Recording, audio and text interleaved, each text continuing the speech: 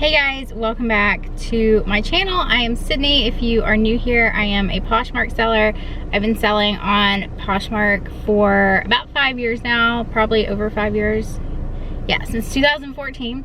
I was a closet consultant at PoshFest in Dallas last year, which was a blast. If you are going to PoshFest this year in Phoenix, definitely comment down below and let me know. I'd love to meet you there. Today I want to talk about something that comes up probably multiple times a day. I see multiple posts about it in my Facebook group. I get questions about it on Instagram, and that is lowball offers. And this is honestly something that is just kind of part of the business, but there are some things that you can do to deter these from happening, and that's what I want to talk about today. Because whether you are new or whether you have been selling a while and you're still having this problem, there are some things that you need to be doing to keep people from sending you low offers. And I'm talking about like ridiculously low. Like that's what a low ball offer is. So the first thing you need to do is you need to establish yourself as a serious seller. And to do that, the main way of doing that is to price things appropriately in your closet.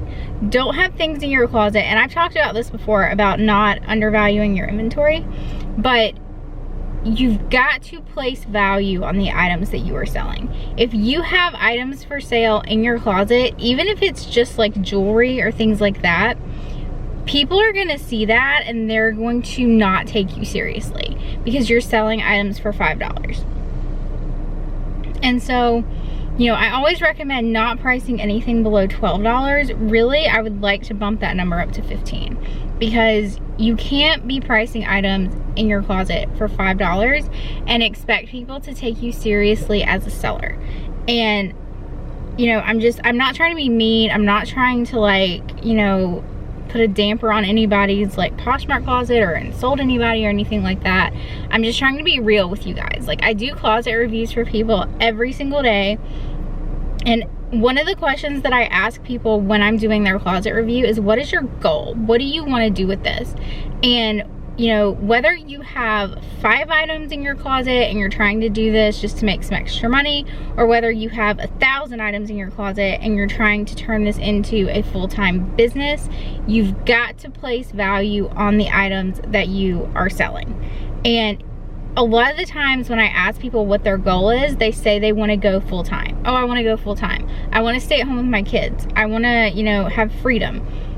And that's a great goal to have. But realistically, you cannot go full-time selling $5 items. And that is just the harsh reality of it. You cannot depend on these $5 items. You cannot place value on an item at $5. And if you literally have an item that you feel like is worth $5, then you probably should just list something else, because literally, is it worth the time that it takes to list that item, to photograph it, to measure it, to write out the description, to post it, to share it?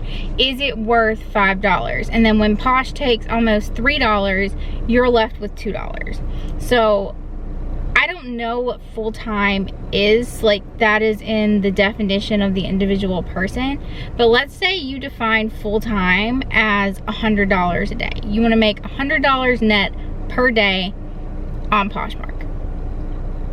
If you're selling $5 items and Poshmark takes basically $3 from that, you're left with $2.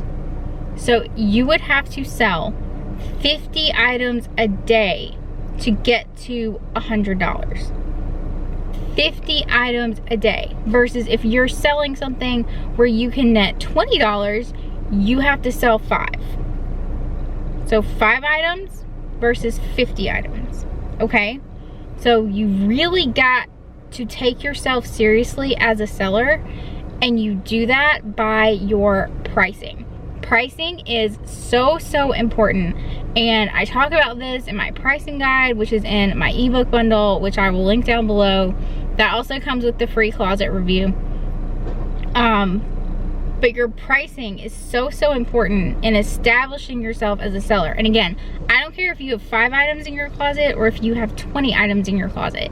You have to do this as soon as possible. And we've all done this, okay? We've all started out trying to sell stuff from our closets, trying to make money, but it's not realistic to keep selling things for $5. And as soon as you figure out that you don't need to be selling items for $5, you need to start pricing your items with value. Also, if you undervalue your items and you price it at $5, that's gonna give the customer the impression that your item is junk, basically, and that it's not even worth their time buying. And then you have to take into consideration that the shipping is almost $7, okay? So, is a person gonna pay more on shipping than they are for the item? Usually I feel like the answer is no, unless they are bundling, you know, several items. And I see people do like these 5 for $25 sales, and I've honestly never done that. So, you know, I don't know if it's worth my time to do that, so I've just never done it. But you would almost be better off to sell a mystery box versus doing 5 for $25. Like if you, and I don't mean like a reseller mystery box, I mean like a mystery box for a person. So instead of doing like 5 for $25, do like a $25 mystery box and put 4 or 5 items in it. You know, you don't have to price things at $5.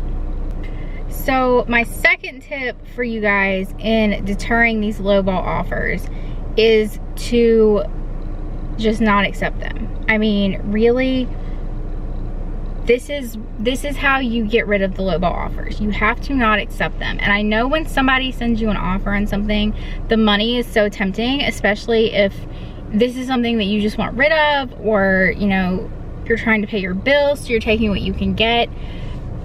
I get it. But you can't drive down the market and you're ultimately hurting yourself. I see so many people talking about how they regret accepting offers for so cheap when they know they could have gotten more for something. So you have to really discipline yourself to tell yourself that your item is worth more, that your stuff is worth more than $5, $10. You just have to not accept them.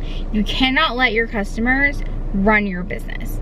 And I've also talked about this before, I know, but you cannot let your customers run your business, because then you're going to lose money. Ultimately, you are going to lose money.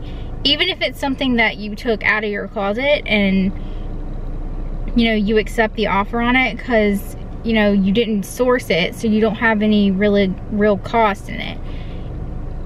If you accept that offer, you're driving down the market for everyone else. So say you accept a low offer on an item, and then later you go out and you source the same item because you're like, oh, well, it's sold once, so it'll sell again. But you just sold this item for $5 when it was worth $25. And 1, people in your closet can see that you sold that item for $5. 2, you selling that item for $5 is not just affecting your closet. When people go in and they search for things and they filter by solds, they're gonna see how much that item sold for, and that's what they're gonna offer to anybody else that has it. So you accepting that offer for $5 is hurting the entire market of that item. So like the other day, I was looking for, I think it was Lily Pulitzer shorts, to see how much they would sell for, and people had sold them for like $6 and $7 when they could have gotten at least 25 or 30 for them. But now the market has been driven down because of these people who are just trying to get rid of stuff, and they couldn't care less how much they get for it. So there's all this stuff to really take into consideration when you are accepting low offers, and you have to discipline yourself to just not do it, to not entertain these people. If somebody comes into your closet and says, oh, well, this is cheaper here, okay, well, go buy it there. And, you know, you don't even really have to engage with these people. If somebody starts harassing you or insulting you, you can mark their comment as spam and block them. And I highly recommend doing that if you have people leaving unnecessary comments in your closet. but you don't have to engage and you don't have to accept these offers from people who are just trying to get something for nothing. Like, don't let these people who are not your ideal customer drive your closet and your value down on your closet. Because if people see that you accepted these low offers, that's what they're gonna offer you when they're buying from you in the future, because they're seeing that you sold stuff for $5. So they're like, oh, well, maybe they'll sell anything for $5. And it's really hard to pull yourself apart from that. But you can, you absolutely can. You just have to stop, and you have to, you know, put it in your mind that you're not gonna do this, that you're not gonna accept these low offers just to get sales, that you are going to wait and get what your item is worth. Now, with that, you can't be unrealistic about it. You really have to look up comps and, you know, see what stuff is selling for. So don't get attached to your items, but at the same time, you know, keep the value on your items and just put it in your mind that this is how you're gonna run your business and that you're running this as a business. So you guys really have to take yourselves seriously as sellers. That is probably some of the best advice that I can possibly give you. If you would like some extra help with your closet, definitely pick up my bundle of ebooks down below. It comes with a questionnaire for your free closet reviews. I work on these every day. Side note, if you are expecting a closet review from me and you haven't gotten it, shoot me an email, because I have sent out closet reviews to people, and a couple people emailed me where it was like in their spam folder, or the email didn't go through, and like I have no way of knowing that you guys haven't gotten the closet review if you don't email me and tell me. So, you know, just shoot me an email, and I'm trying to get these back to people as quickly as possible. But definitely pick that up below if you would like some extra help with your closet. It includes my new sourcing guide for summer 2019. It includes my original one, the Goodwill Outlet guide, the closet review questionnaire, some Instagram tips, some jeans, like a little mini jeans guide, and my guide to pricing as well. So definitely pick that up down below. You will also get access to my Posh Boss mentor group and my share group. So that will help you guys out a ton with your closets to kind of start establishing a routine and taking your business seriously, because that is what it comes down to. You have to take your business seriously and run it as a business. So if you guys have any questions, leave them in the comments below for me, and I will see you in the next one.